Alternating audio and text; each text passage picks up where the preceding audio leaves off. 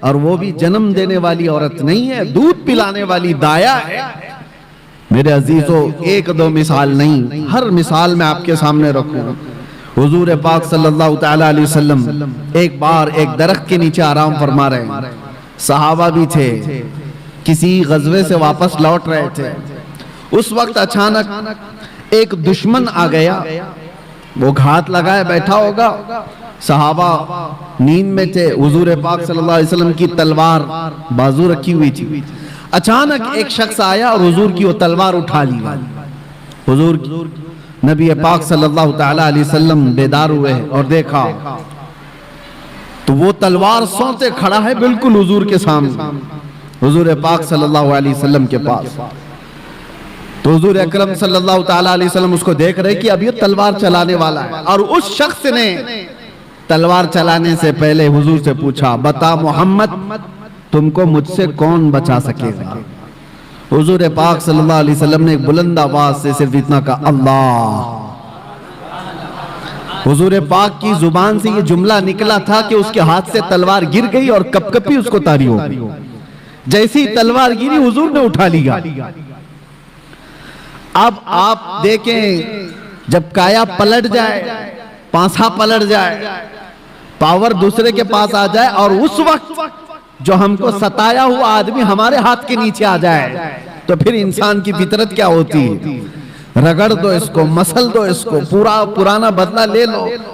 جب اس کے پاس پاور تھا تو مجھے پریشان کیا اس نے، طاقت کا استعمال کیا اس نے۔ حضور پاک کے پاس تلوار ہاتھ میں آئی، اب وہ کانپنے لگا۔ حضور نے پوچھا، بتا اب تجھ کو مجھ سے کون بچائے گا؟ وہ تو کافر تھا، وہ کافر تھا۔ حضور نے تو فرمایا تھا اللہ۔ اس نے کہا، میں نے سنا ہے کہ تم کریم ابن کریم ابن کریم ہو۔ حضور پاک صلی اللہ علیہ وسلم نے فرمایا، جاؤ تمہیں آزاد کر دیا۔ تو وہ آزاد ہو کر کے گیا تھوڑی نا، بلکہ کہا کہ لا الہ الا اللہ محمد رسول اللہ، اور اپنی قوم میں آ کر کے بتایا، میں نے ایک ایسے رحم دل انسان کو دیکھا ہے، جب اس کے ہاتھ میں پاور آ گیا تو اس نے تلوار چلانے کی بجائے مجھے مسکرا کر کے آزاد کیا ہے۔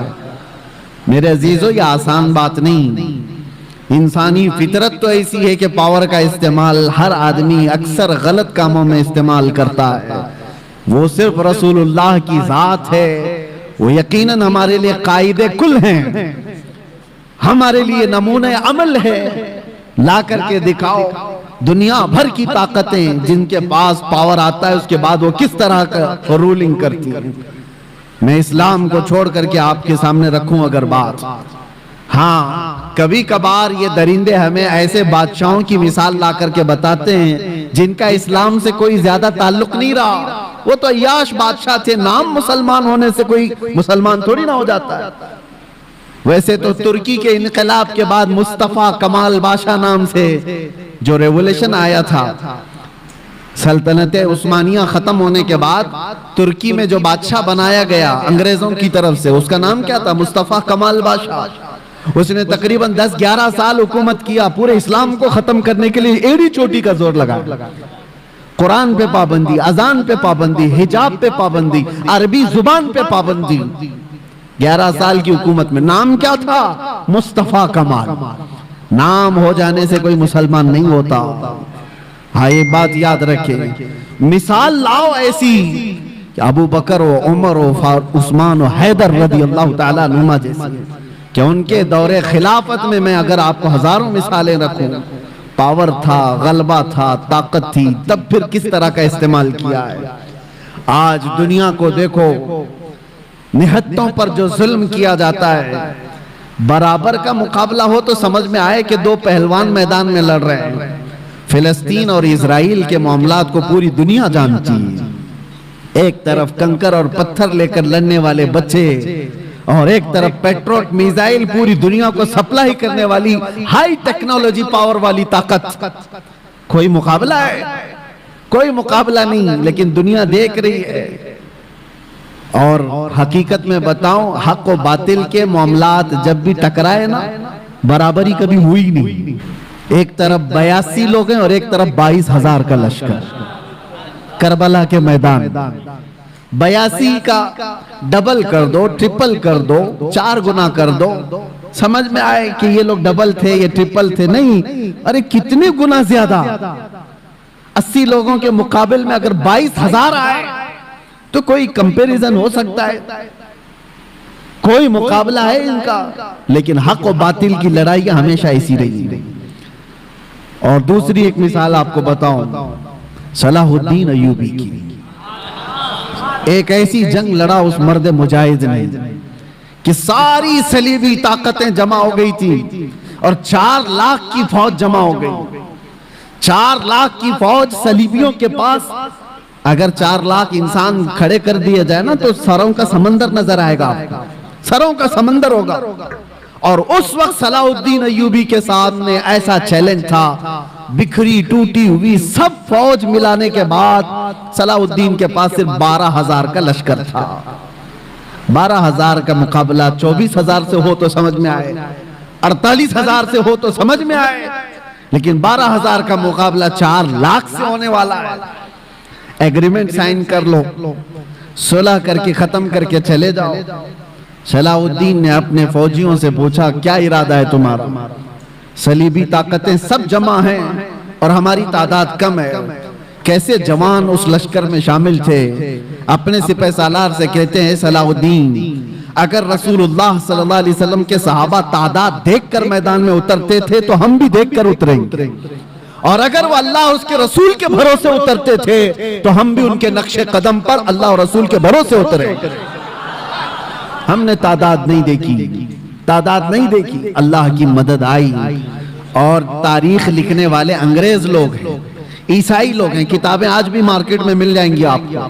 یہ 4 لاکھ کا مقابلہ جو 12,000 سے ہوا تھا، تاریخ کی ایک ایسی جنگ ہے، انگریز مورخ لکھتے ہیں کہ صلاح الدین کو اور ان کی فوجوں کو قیامت تک فراموش نہیں کر سکتے صلیبی لوگ، اس لیے کہ اس جنگ میں اس نے چھیترے اڑا دیے تھے اور ٹکڑے ٹکڑے کر دیے تھے، سب کو بکھیر دیا تھا۔ لوگ اپنی جانیں بچا کر نکل گئے، مفاہمت پر آ گئے، ایگریمنٹ صلاح الدین نے نہیں، سامنے والوں نے سائن کیا۔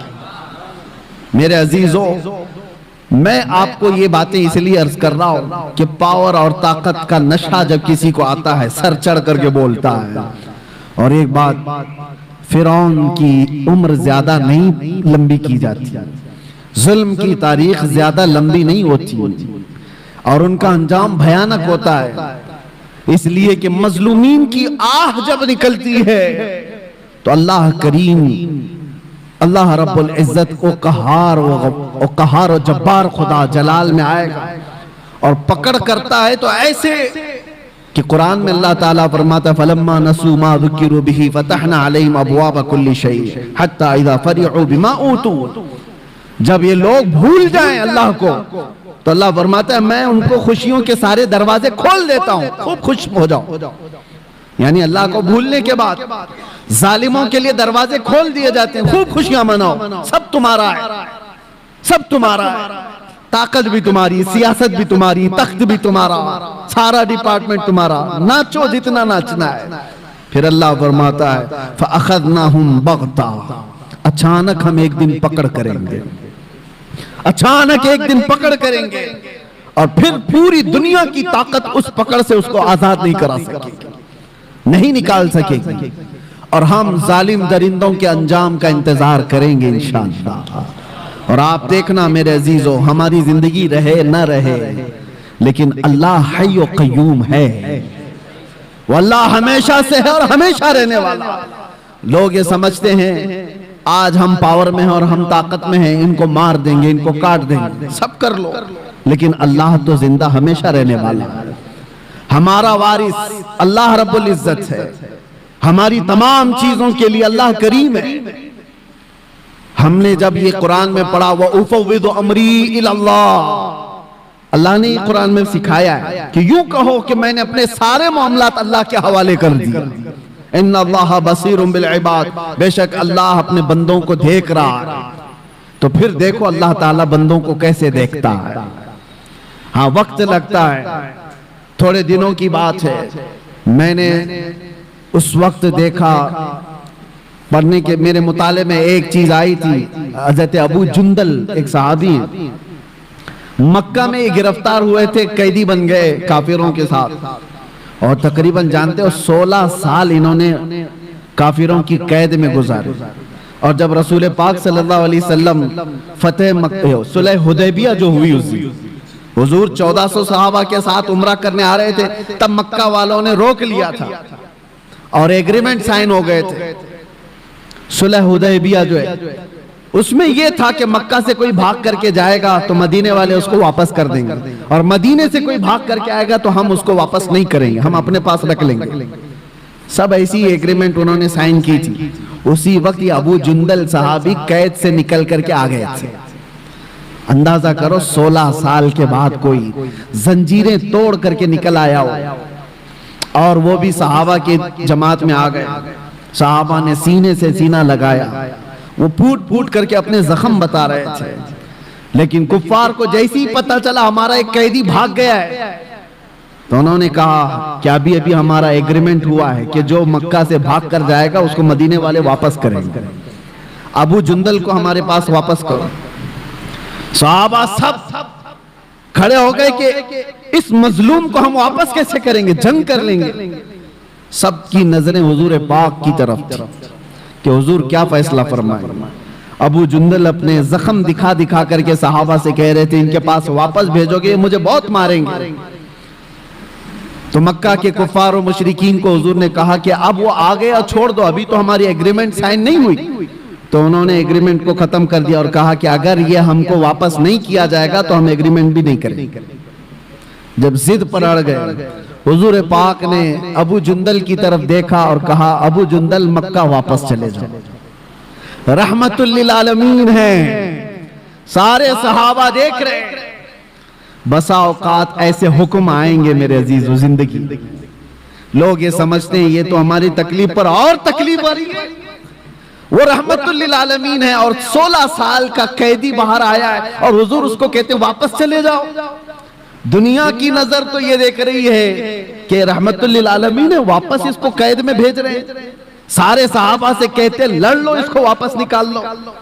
لیکن تم نہیں جانتے جو رسول اللہ کی نظر دیکھ رہی ہے. یہ امتحان ہے ہمارا. مصیبت کے بعد ہم آس لگائے ہیں اللہ اس کے رسول کی ذات سے، تو ہو سکتا ہے 2-4 مصیبتیں پھر آ جائیں. تم یہ کہو گے کہ میں نے تو ایک مصیبت سے چھٹکارے کی دعا کی تھی، 4 اور آ گئی. کہیں ایسا تو نہیں کہ تمہارا ایمان بکھر جائے گا اور تم چھوڑ دو گے.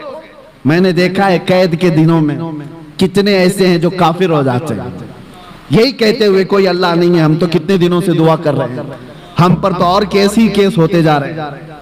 معاذ اللہ رب العالمین. یہ کڑا امتحان ہے میرے عزیزو. حضور نے واپس کر دیا. اور حیرت کی بات میں آپ کو بتاؤں، دوسرا کوئی عام معمولی آدمی ہو تو جنگ کر لے اور لڑائی کر لے، یا پھر چھوٹا ہوا قیدی، اس کو جب یہ فرمان سنا دیا جائے تو بھر جائے اور کہے کہ میں تو چھوڑ دیتا ہوں. ایسا دینی کیا؟